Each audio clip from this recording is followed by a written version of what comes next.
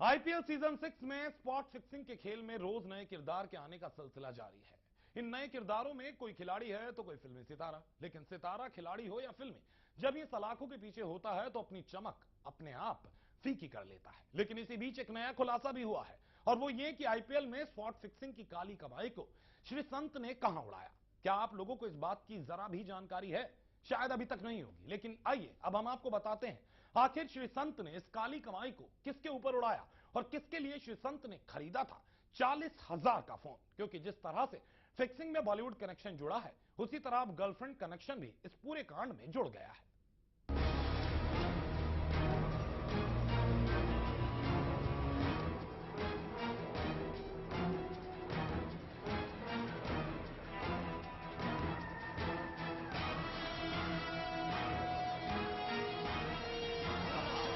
Is this his 100? Yes, it is.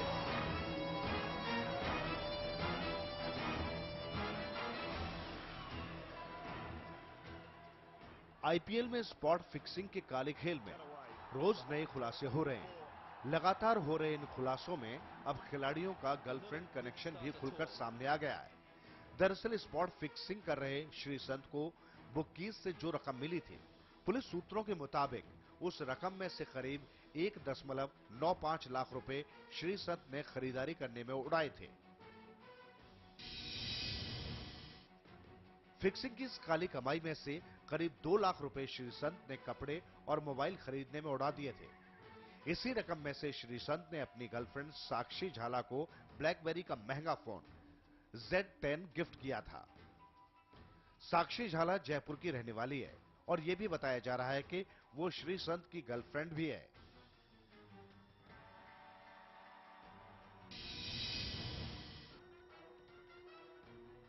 Police पूछताछ में श्री संत ने यह राज खोला था कि उसने अपनी गर्लफ्रेंड को मोबाइल खरीद कर दिया था। पुलिस इस बात को पुख्ता करने के लिए श्री संत को लेकर जयपुर भी गई थी, जहां पुलिस ने साक्षी झाला से करीब 6 घंटे तक पूछताछ की थी। पूछताछ के बाद पुलिस ने वो ब्लैकबेरी फोन भी जब्त कर लिया है।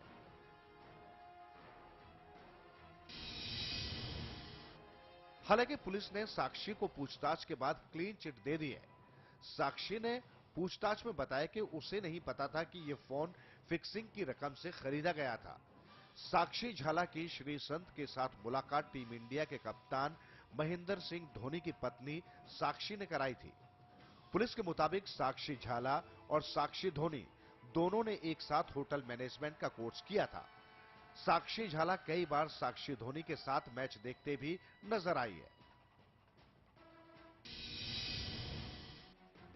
आइए अब आपको बताते हैं कि आईपीएल में हुई इस मैच फिक्सिंग के खेल में किस तरह से लड़कियों का इस्तेमाल होता था और इन्हीं लड़कियों के चक्कर में कैसे श्री संत पुलिस के जाल में फंसे।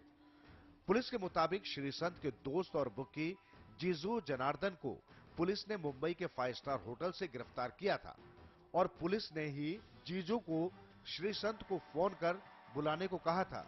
पुलिस ने जीजू को समझाया था जब वो श्री संत से बात करे तो उसे बताए कि कुछ नई लड़कियां आई हैं।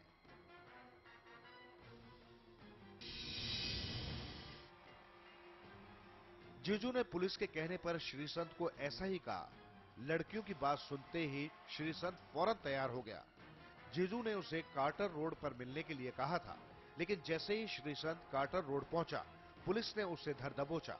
पहले तो श्री संत को लगा कि उसे सेक्स रैकेट में गिरफ्तार किया जा रहा है, लेकिन जीजू को देखते ही वो सब समझ गया था।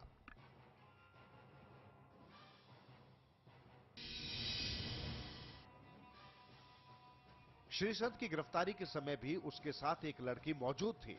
हालांकि लड़की को पुलिस ने छोड़ दिया था।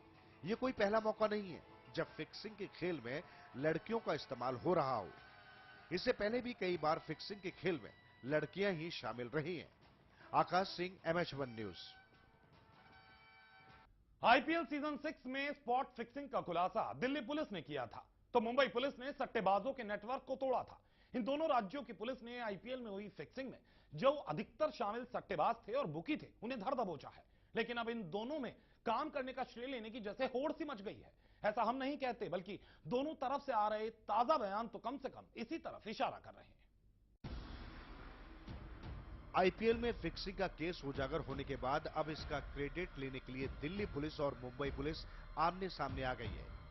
दरअसल विंदु दारा सिंह के नाम का खुलासा करने वाला सट्टेबाज रमेश व्यास की रिमांड लेने से दिल्ली पुलिस ने मना कर दिया है।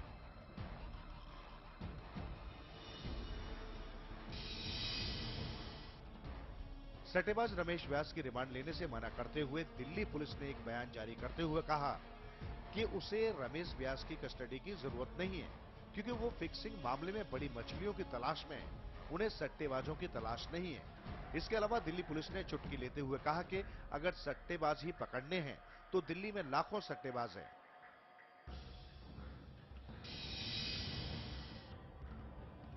वैसे इस मामले में मुंबई पुलिस ने दिल्ली पुलिस की भूमिका पर भी सवाल उठाए हैं। मुंबई पुलिस का कहना है कि जब दिल्ली पुलिस ने श्रीसंत को गिरफ्तार किया था तब उसकी डायरी और लैपटॉप को कब्जे में क्यों नहीं लिया था। वहीं इस बात का जवाब देते हुए दिल्ली पुलिस ने साफ कर दिया है कि उन्हें अभी फिलहाल इसकी जरूरत नहीं है, अगर होगी तो वो औपचारिक रूप से मांगेंगे।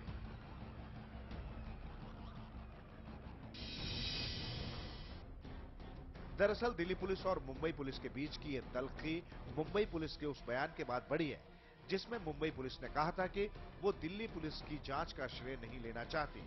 दरअसल ये लड़ाई उस क्रेडिट के लिए है जिसे उजागर करने के बाद दिल्ली पुलिस कमिश्नर अपनी और दिल्ली पुलिस की पीठ थपथपा रहे हैं।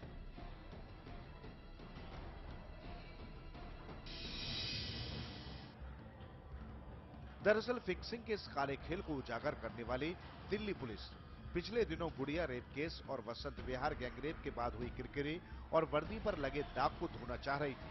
हालांकि काफी हद तक इस केस के उजागर होने के बाद दिल्ली पुलिस वाहवाही लूटने में कामयाब रही।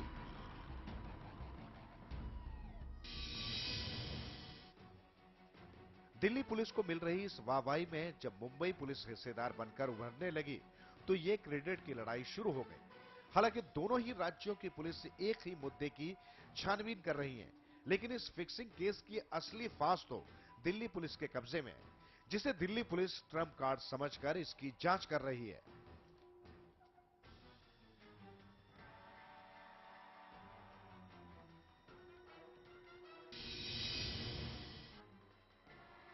लेकिन इसी खींचतान के बीच सूत्रों के हवाले से खबर मिली थी कि मुंबई पुलिस की रिमांड में विंदु दारा सिंह ने माना कि वो सट्टेबाजी करता था और उसने इससे करीब 17 लाख रुपए बनाए हैं। इसके अलावा विंदु ने पुलिस की पूछताछ में यह भी बता दिया है किस किस फिल्मी सितारे ने आईपीएल में सट्टेबाजी की थी।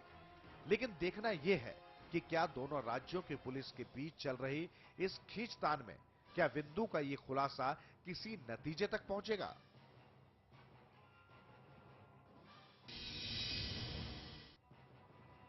हालांकि क्रेडिट की ये लड़ाई ज्यादा लंबी न खिंचे ये सभी चाहते हैं, क्योंकि इससे जांच की दिशा तो भटकेगी, साथ में वो लोग भी बच जाएंगे जो इस फिक्सिंग के काले खेल में शामिल है। आकाश सिंह, MH1 न्यूज।